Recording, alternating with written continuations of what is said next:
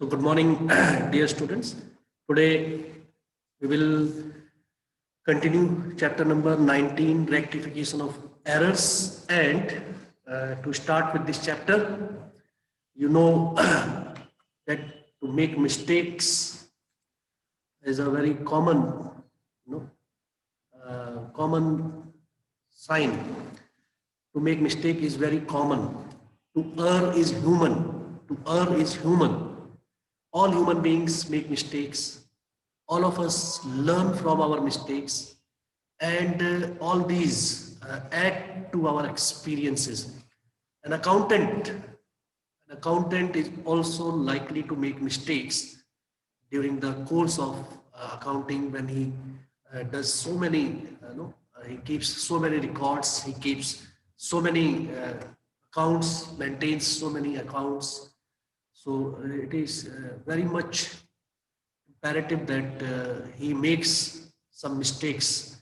Sometimes these errors are because of negligence. Sometimes they are technical errors. Sometimes because of the advancement in technology, we use so many machines, we use computers, we use other means of storing, and there can be some technological default. There can be some mechanical, technical errors which may lead to some mistakes. Also, there are errors which are human errors, which are some of them are forced errors. Some of the errors are done by human beings out of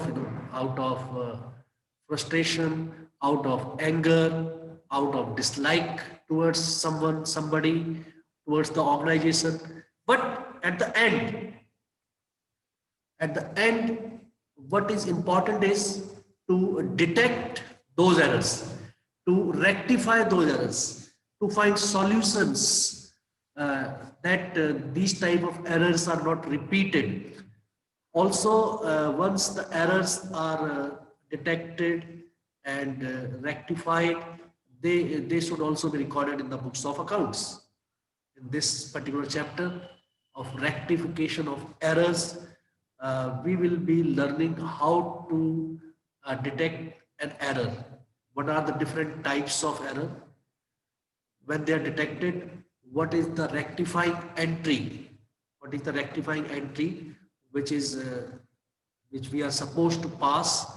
And when we record them in the books of account, then we also learn from this. Every mistake is an opportunity to learn something, to make ourselves better.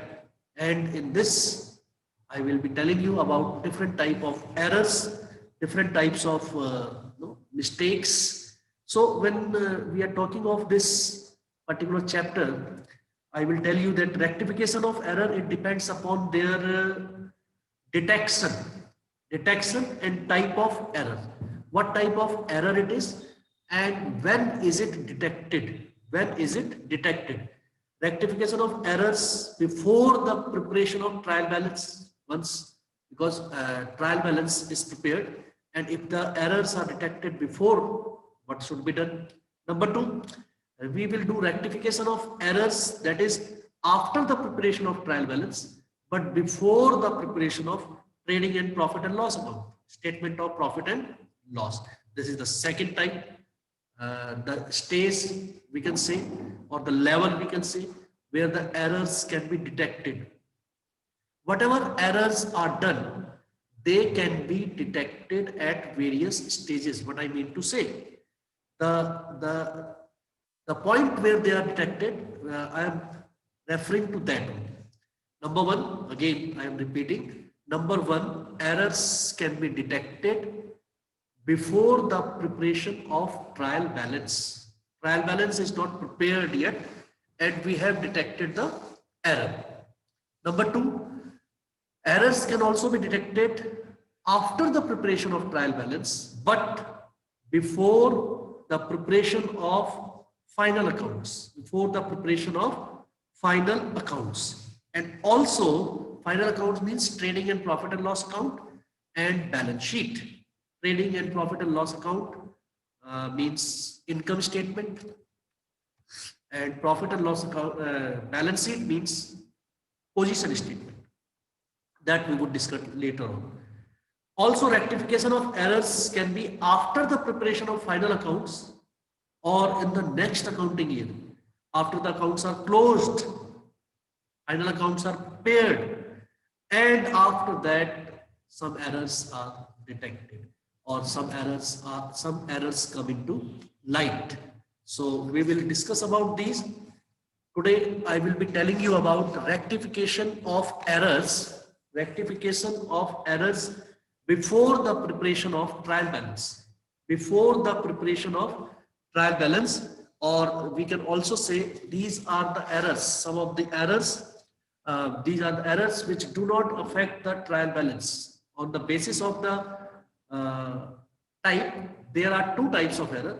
Errors which affect the trial balance and errors which do not affect the trial balance. Errors which affect the trial balance and errors which do not affect the trial balance. Errors which do not affect the trial balance are also known as two-sided errors. They are known as two-sided errors because they occur simultaneously at two places. Errors which affect two accounts simultaneously, they are known as two-sided errors, and these type of errors I will give you with example, explain you with example. And these type of errors include omission, omission to pass an entry. An entry is altogether not at all passed. Entry of omission means the accountant missed, skipped, or forgot, altogether omitted an entry to be passed. Wrong recording of a transaction in the books of original record. Wrong recording. Also posting to wrong account. Sometimes we record the amount to wrong account, but the amount is posted to the wrong account means wrong. The name of the account is wrong, but it is posted correctly. Error of principal is there. So these errors I will explain you. What are these errors? How they do not affect the trial balance. Before that, I explain you the types of error, two-sided errors which do not affect the trial balance. It is very important for you to know how trial balance is prepared and what is trial balance. Trial balance, we have already done it. Many of you are familiar with it. Trial balance is prepared to check the arithmetical accuracy of the books of account. Trial balance has debit and credit balances of accounts, and we tally them. The debit and credit total should tally. If it tallies, we assume that there is no arithmetical mistakes. The accounts tally because following the double entry system, every transaction affects at least two accounts. So if the debit and credit are equal, it means at least there is no arithmetical mistake. Mathematically, we have done correctly as to the same amount is debited and the same amount is credited for a transaction. But there can be different errors, which I just told you. So trial balance will tally if the debit is equal to credit. But suppose in place of machine account, you have debited furniture account. Even then the trial balance will tally, though there is a mistake in the transaction, and the mistake is of account. Wrong account is debited. Wrong account is debited. Amount is correct.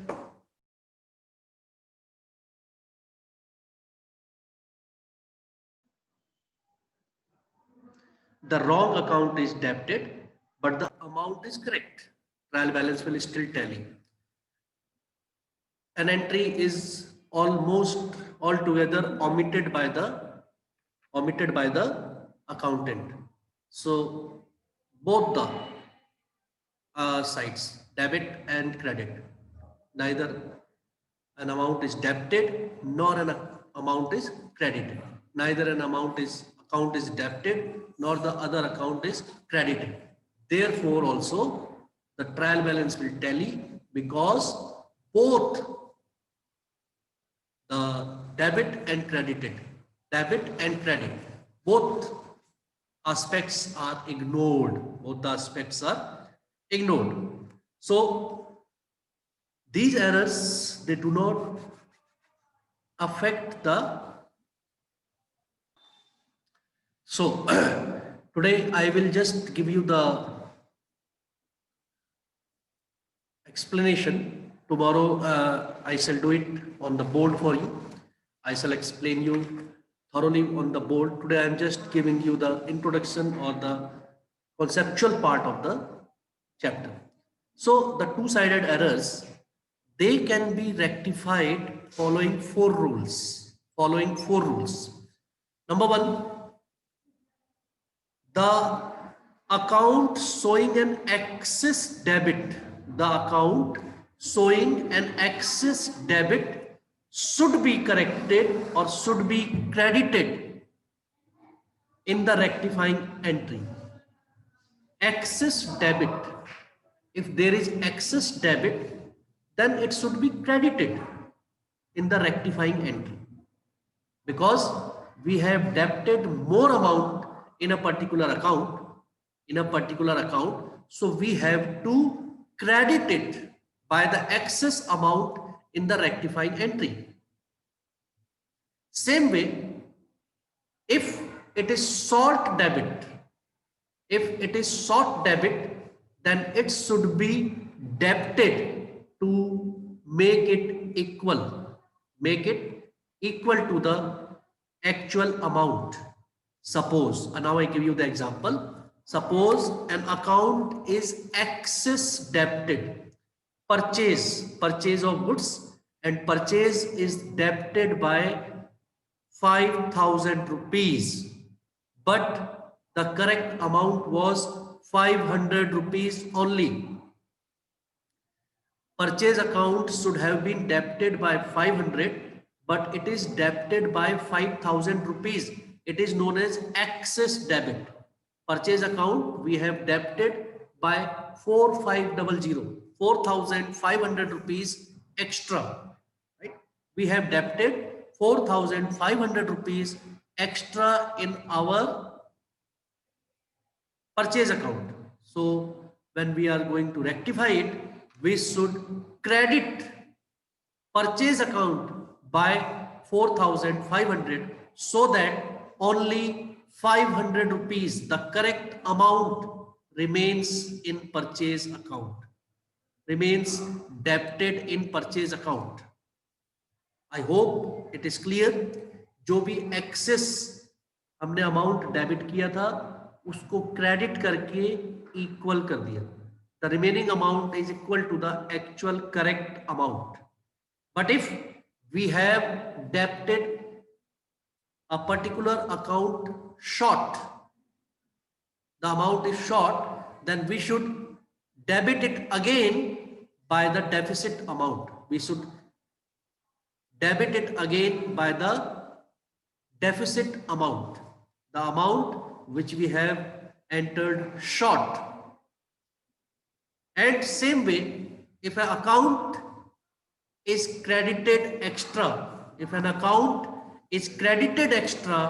it should be debited. It should be debited with the extra amount so that it becomes equal to the correct account and amount. It becomes equal to the correct amount.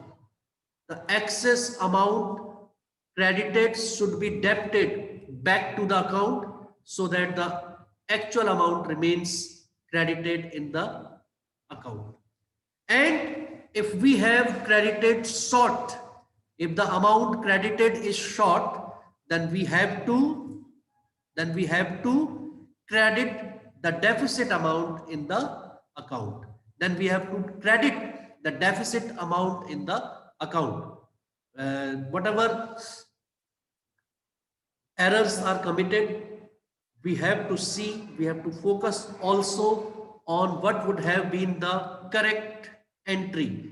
And comparing the correct entry with the wrong entry, we can rectify our mistakes. Tomorrow, in the next class, I shall tell you in detail. This was just an introduction of what we are going to do in the chapter. We are going to rectify the mistakes and the steps to be followed in the rectification with example of each and every error and their rectification process. I will tell you on board tomorrow, and I hope you will get to understand it in a better way. Thank you. God bless all of you.